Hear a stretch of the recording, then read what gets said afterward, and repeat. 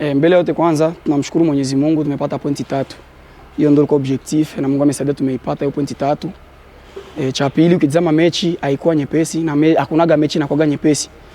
Kikubwa tu pointi 3 zimepatikana. Nadhani ilikuwa ni mechi inatupatia lesson juu ya mechi tuko tunaprepare ya CAF Champions League contre Ahly. Match kama match ukitizama match hazifananagi. Sisi tumejiprepare na unaona mechi kama hiyo kweli ile ni ekipe kubwa na tunaipatia respect kutokana na titre yenye wako nayo kwa Afrika. Lakini habituempeshe sisi kusema titre tatu kwa ukopa tutacheza kwa sababu ni football.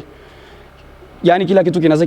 kinawezekana hapa chini ya jua. Tutacheza, tunawaheshimu, tunawapatia respect kabisa, big up na kwa ile ekipe ni kubwa. Titre yenye wako nayo ni kubwa sana. Lakini sisi tumejiandaa vizuri na niko siri tutapata ushindi hapa nyumbani. Mimi siwezi kusema hivyo kwa sababu sisi ni wapambanaji. Kama ukitazama hata kwenye logo yetu sisi ni Aigle Noir the Fighters. Sisi tuko siri tumejiandaa vema na Mungu atasaidia ushindi utapatikana. Victoria itapatikana. Tunataka waje kwa wingi. Merci sana. Ndi umumenyereza niyo nkuru Gustave ndumurundi nkaba mfise impamya bushobozi mu mupira w'amaguru ya licence ACAF nkaba ndumunwanyi cyane akunda gukurikirana Linox Sport.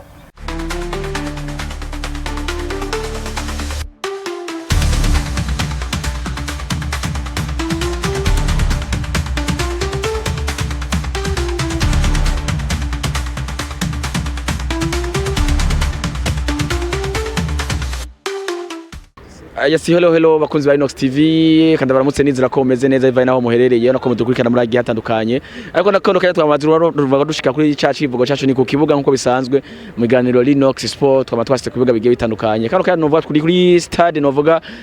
mpuzamakungu ni stade Ntwari stade nshasha novuga tweduka novuga kwiyubakira twenye rwacu barundi muri rusanzwe ngo dushaka kwakira inkino novuga mpuzamakungu aba kumigwi hani wacu ndetse no kumugwiserukira igihugu intamba mu rugamba kuno munsi novuga hari urukino wakurutse umugwa Aigle bitabagwanyi ndetse n'umugwi over novuga hariya imuyinga mu Olympic Star novuga yuko n'urukino ruje kurangira ku nsinzi umugwi Aigle Noir igitsindo kimwe kubusa none ko ni Aigle Noir n'urukino wakinye bitegurira match ikomeye grand rendez-vous novuga bafise ku rukino bagiye kwakira n'umugwi Ahly imwe muri kibifise ikombe byinshi ku isi aho kano kanyona yuko ndiko n'abamenyeshamakuru bagenzi banje nabo twumve novuga ku mbono zabo kumbure hari wese bavuga ati yamara equipe Aigle Noir ishaka gutakaza urukino imbere ya Ahly canke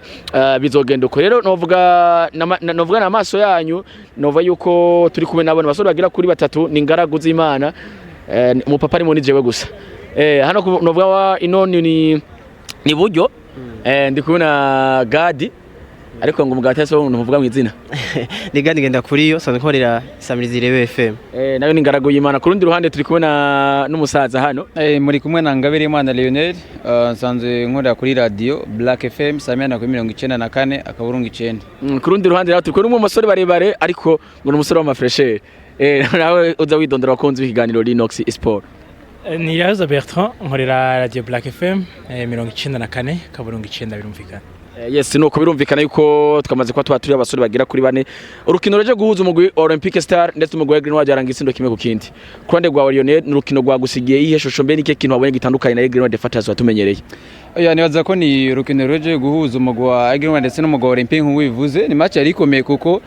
uravye imigwi yose y'aba Olympic Star ndetse na Aigle Noir Fighters ni imigwi twavuga ko ari imwe mu migwi idahagaze nabi Aigle Noir ni imwe mu migwi watsinze equipe ya Flambeau ni equipe nziza nayo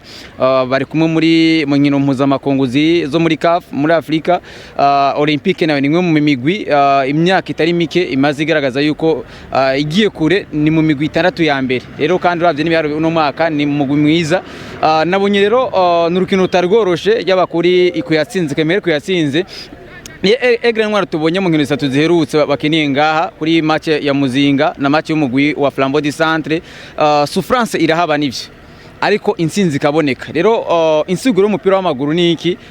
ni igitsindo kandi n'amanota iyo amanota yabonetse ibindi byose umuntu abirabira inyuma ariko igihambaye kuri Aigle Noir nuko amanota yabonetse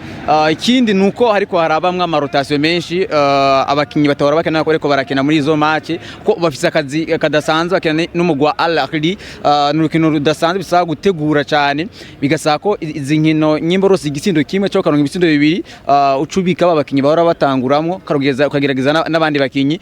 nivyo bariko bakina kugira ngo bategure Ahly Ahly kugira cyane cyane bamenye kino kibuga cyo kuri stade Noir kuko no musezero mushasha bien sûr birumvikana ikipe ishobora kumenyera byagaragaye kuri uno munsi imbere y'umugore Olympique Stars ko abakinnyi bashobora kuba bamenyereye umusezero uko uravye uburyo igisindo kimwe cyabonetse bakaza bakakidefanda kandi ndetse bikanabahira bakana batanganya amanota agera kuri 3 ni cyiza cyo kuvuga kuri equipe Aigle Fighters kuri Olympique Stars igisindo batsinzwe ni igisindo gisanzwe kuko n'ubuhinga bw'abakinnyi equipe ya Aigle Fighters bubatse igisindo hamakiraboneka mugabo urana ko batigeze bacika intege babananje basatira cyane bizema abasore ba Saidi barasatira ariko nivyo amahigwe bayarosa ariko gardien yahoze iwabo Omar ona ko ataborohereje ndetse nta mahigwe arasogwira batsinde mugabo ni equipe ona ko abanyamuhinga n'abakunzi ba equipe Olympique Stars uravye uburyo bahanahana nabana bakiri bato uravye uburyo bahanahana uravye uburyo bubaka uravye uburyo barondera ubwo buryo bwo gushaka mico gisindo n'uburyo butanga ico cizere ku match ari imbere ko bakikano kanya bakeneye equipe dufata nkari ya mbere mu gihugu cy'u Burundi uko iri muri CAF Champions League munakore ku by'uwanje gutsindwa kimwe ku busa na equipe ya Aigle Fighters berekanye na match nziza kuko inyuma yo gutsindwa igisindo kimwe Aigle yasa no kigiye kudefanda nabananya bataka cyane munakore n'uburyo bwiza icyo bakunze Olympique Stars ufata kano kanya nuko ari umugwi ushobora kubaka uburyo bwinshi buva mu gisindo bishobora kuzabafasha mu nkino zikurikira kuri gadi kurande rwawe ni equipe Olympique Stars uvuga mu gice cya kabiri vyabagoye cyane ni equipe vyagoye cyane novuga na ko equipe novuga ko equipe ya Noir igice cya kabiri cyabagoye cyane uriko uraraba ni igice cya mbere bakoze ciza be ni giki bakoze mu gice cya mbere cyakunze mu gice cya kabiri kitakunze kurande rwawe nk'umusesanguzi ni keki ne Noir je kurushwa mu gice cya kabiri cyane cyo Olympique Stars mu gice cya mbere binjeremo akantu k'ubwoba babigoye kukina na equipe ugiye kubiserukira igihugu nivyo ahubwo ku ruhande rwabo Aigle Noir novuga nti amakosa nabashira kuko iyo hasigaye indwi imwe kugira ngo ukine match haramo akantu ko kutitanga cyane kuko ufise ubwa gushobora kubugira ikibazo c'imvune aho hantu kuko no musi na Sostene ntiyakinye Kevin ntiyakinya bose bari mu bibazo by'imvune umva ko nabandi bateza kuba harimo akantu ko bwoba ko kuba batokwitanga cyane mu gutinya ko ashobora kuba bahagira ibibazo by'imvune petete rero nivyo kenshi bikunda ko bigaragara mu nkino mwenize mu gihe abasigaye umwanya muto kugira ngo imigwi ishobore kuba ikindi naco ni Olympique Stars sorties zikunda kuba zibagora kenshi bikabahira iyo bariko barakinira muhira imbere y'abakunzi babo so no musi bari basohotse ni jambira kineye kuri no stade Noir sikintu kiba cyoroshe ku ruhande rwa mu gihe Aigle Noir amaze kuhakinira match zishika nko kuri 2 konye hafi 3 n'abakinyi bari mu guserukira igihugu kandi umwanya munini abo bari hano kuhakorera entraînement so biroroshe gusoma equipe ya Olympique Stars ryamare baje kuba bahakinira nico naco n'ikintu cabagoye cyane ndako kantu ko kuba binjiye batevye byabakoze ko batsindwa igitsindo mu busamaze mbona ko bariko baragerageza gusatira gukonketiza ama occasion bikanka so Aigle Noir bo bakira bavuga teka tonde ico gitsindo kimwe zibiri bakinye ndavuga muri match ari ndetse no muri match retour Aigle Noir iri mu rugo yaratsinze Olympique Stars nayo igiye mu rugo nayo iratsinda bivuze ko nama equipe nivyo hariho ukuruta Aigle Noir yashobora kuba mwakweze yaratwaye igikombe ariko hari mwako kantu ko kumva yuko je nka Olympique Stars ntabwo ngomba gutinya equipe ya Aigle Noir tugomba gukina na equipe maze kuba mbona inshuro nyinshi duhuye ntabwo insinda vyoroshe kandi naje birashika nkaza ndayitsinda rero bari baje gukina kuri stade Intwari nivyo mugenzanje Gada maze kubavuga ni stade Intwari ubona ko Aigle Noir igwa rubaye urukino rwa gatatu bari bakiniyeho mu gihe equipe ya Olympique Stars ugwa rubaye urukino rwa mbere bakiniye bivuze ko hariho no gutinya ico kibuga kuraba ikibuga ukavuga ati wow kibuga kimeze neza nkuko biraza kuba bigenda gute nako kantu kubwoba batanguranye kuri equipe ya Olympique Stars ariko pe mu nyuma vyaje kuba bibavamwe twaje kuba tubona n'urukino rwiza cyane bakinye mu gice cya kabiri haje kuba n'amasave ameze neza cyane ko twatangiye kubona uburyo bwinshi buri kuburahushwa na equipe ya Olympique Stars bamaze kugira mu gice cya kabiri bivuze ko bari bamaze kuba bamenyera ikibuga bari bamaze kuba bamenyera adversaire bari kwarahura bari bamaze kuba bamenyera ndavuga tension iri ku kibuga bivuze ko niba abasatirizi nivyo ntabwo baje kuba banico gitsindo n'umunyezamu yawe mwiza cyane ndavuga bita Omar mu nyuma Shabele yinje nabo bamwiza kurusha byo vyaje kuba bitanga isura kuri defense nayo novuga ko itari hagaze neza cyane kandi ari defense dukunze kuba tubona ari itangura muri equipe ya Aigle Fighters twari bitwabonye capitaine Kanyamukenge Nicola neho yarari Juma neho yarari ndetse na mugenzi we ku ruhande Parfait neho bari nivyo hari habura Kevin ku ruhande rwo kuri nimero 2 ariko wabona yuko hariho ibihengeri byinshi biriko birigaragazamwe ikibazo najo ncenza kwishura kuri ico kibazo brother bice biza kunashusha na match bagiye kuba bakina ku munsi wa gatandatu nivyo bagiye kuba bakina na equipe ya Ahly mu myaka 6 yeze bafisemwe Ligue des Champions ku mugabane wa Afrika zigera kuri zine bivuze ko ni ya equipe ifise buri umwe wese bafise uruhusha rwo kwihabura kimwe bashaka ejo bone nabonye namakuru anoma uwitwa Bruno Lage nk'umumenyereza mukuru wa equipe ya Ahly yaravuye muri equipe ya Benfica kuza n'umukinyavuye amumenyereza avuye ku mugabane wa Buraya vyerekana impact baba bafise muri football watumaze kuba tumenya football yo ku mugabane wa Afrika na cyane cyane y'abarabu nimwe muri football bimeze neza cyane rero kubona ndavuga equipe ya Ahly n'ubusatirizi ifise n'uburyo ikinamwo bagiye gura na equipe ya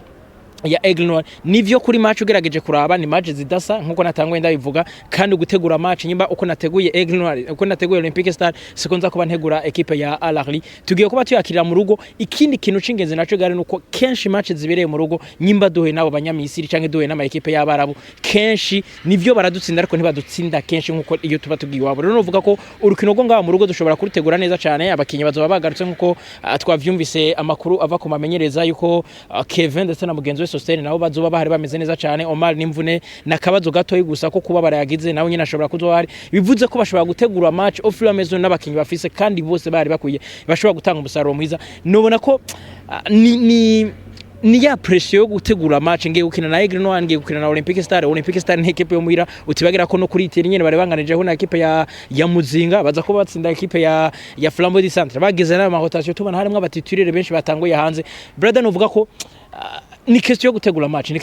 match tukarindira tukaraba eske match ugiye kubitegura eske nyuma uvuye gutegura Olympique Star aho wakoreye amakosa wabonye hasigaye indwi yose turi ku munsi w'Imana kuvuga ku munsi wa mbere kugeza ku munsi wa gatandatu bivuze ko indwi yose uri kurategura match imwe wabonye ahantu wakoreye amakosa novuga ko ni match izoza kutwereka urugero rwa championnat wacu natwe twabigeze tugiye kuba dukina nimwe muri equipe ikomeye ku mugabane wa Afrika natwe tugomba kubona eske urugezo rwacu rugeze ni equipe turiko turifuza gushikana nkuko no mu burongozi babo bavuga ati tugomba kuba amwe mu ma equipe atangura gushika mu mapule canke mu matsinda ya CAF Champions League rero Aigle Noir kugira bishike kugomba kurengana Ahly nivyo tugomba kuraba bazotegura match nindwi isigaye bagomba gutegura match tukaraba eske Aigle Noir ugomba kwitwara gute imbere ya equipe ya Ahly kuri kano kanya nyene kuri Bertrand nyene dutse tugandavuga tu crossinga ino dossier turiko kuraba kuri equipe ya Aigle Noir urukino bereka kuri Muzinga n'urukino bereka no munsi prediction yawe ku rukino dufatiye ku biharuro ndetse